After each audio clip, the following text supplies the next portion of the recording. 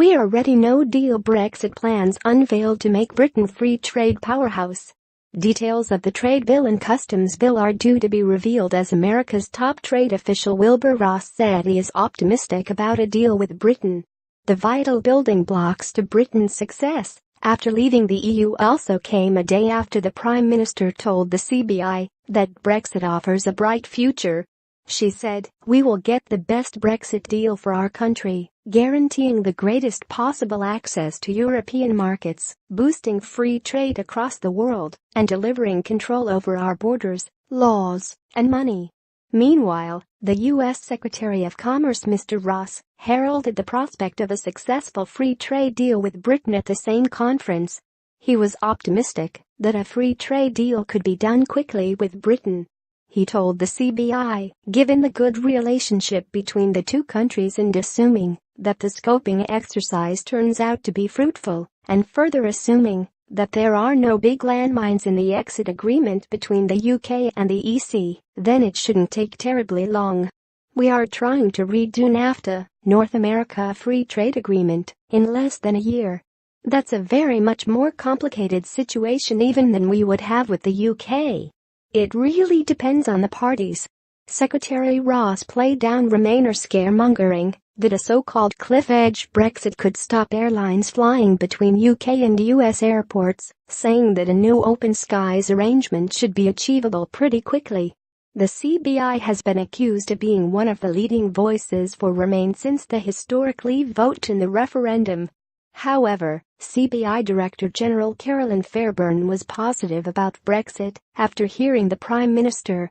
She said, "From the UK's domestic opportunities to Brexit, the Prime Minister reassured businesses at the CBI conference that they share a vision for a strong economy built on fair, competitive markets. These welcome words must be followed through. Clarity on industrial strategy and Brexit ambitions must be matched with urgent delivery. Firms will do all they can to make this happen." The trade bill will allow Britain to transport the 40 trade agreements with the EU over to the UK, including the one recently struck with Canada. It will also allow for later legislation for the UK to make its own free trade negotiations. The bill will also allow Britain to join the Agreement of Government Procurement, GPA, giving British firms access to £1.3 trillion of government contracts. It will also set up the mechanism to prevent countries from dumping subsidized products at a low cost on the British market. Meanwhile, the customs bill will allow Britain to charge tariffs on imports, which has been overseen by the EU. The bill will also help the UK to set preferential rates for poorer countries, which could bring down the price of food in the UK, currently made artificially high by EU tariffs on agricultural products from outside the bloc. This happened recently in the EU, when China exported a huge amount of cheap steel, putting British and other European steelworks at risk. International Trade Secretary Liam Fox said, "For the first time in over 40 years the UK will be able to shape our own trade and investment agenda, and we are determined that businesses and consumers can take advantage of this opportunity from the day we leave the EU.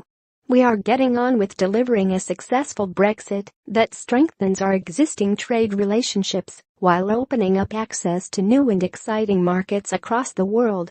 Sources in the DIT are confident that the UK can have a hugely successful future as a global trading power and improve its position in the world once free of Brussels rule.